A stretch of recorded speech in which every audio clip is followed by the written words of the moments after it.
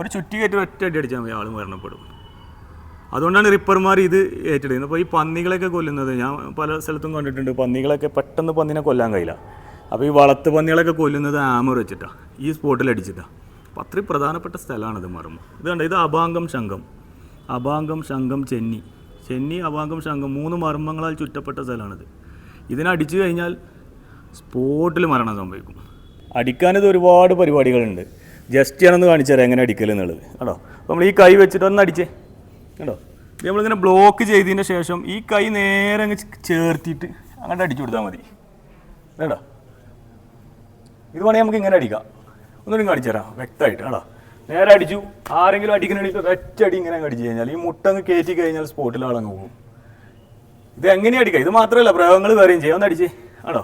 നേരെ ബ്ലോക്ക് ചെയ്തു, ഈ കൈ കൊണ്ട് തന്നെ നേരെ എങ്ങനെ അടിക്കാം കേട്ടോ. ഈ 2 അടിയും കൂട്ടി അടിക്കുക. അതേപോലെ ഒരു വടി കൊണ്ട് നമ്മൾ കുത്തുക, അല്ലെങ്കിൽ എന്തെങ്കിലും ഒരു ആയുധം കൊണ്ട്, ഒരു അത്യാവശ്യം വെയിറ്റിലൊരു കമ്പി കൊണ്ട് കുത്തുക. ഇതൊക്കെ ചെയ്താൽ സ്പോട്ടിൽ മരണപ്പെടും. അപ്പോൾ അതുകൊണ്ട് ഇങ്ങനെയുള്ള കാര്യങ്ങളൊന്നും ആരും ഫോളോ ചെയ്യരുത്. ഇതൊക്കെ അത്ര പ്രധാനപ്പെട്ട സ്ഥലങ്ങളാണ്. അടിച്ചു കഴിഞ്ഞാൽ പിന്നെ ബാക്കിയില്ല. അപ്പോൾ നമ്മൾ ഗ്രൂപ്പായിട്ട് ഗ്യാങ്ങൊക്കെ ആയിട്ട് ഇങ്ങനെ സ്കൂളുകളിലും സ്ഥാപനങ്ങളിലൊക്കെ ഭയങ്കര ഗ്യാങ്ങൊക്കെ ആയിട്ട് ഇങ്ങനെ നടക്കും. ഓടിയിട്ട് എല്ലാവരും കൂടെ കൂടി അടിക്കും.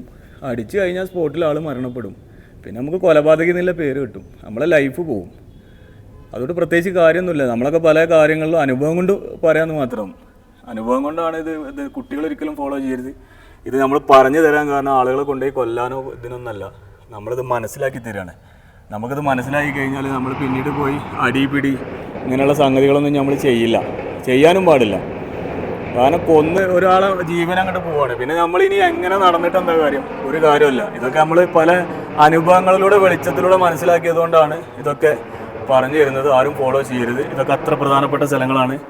തലയിൽ ഒരുപാട് മർമ്മങ്ങളുണ്ട്. നമ്മൾ വരും ദിവസങ്ങൾ ഇതിനെക്കുറിച്ച് കൂടുതൽ നിങ്ങൾക്ക് മനസ്സിലാക്കി തരുന്നതായിരിക്കും. Okay, by.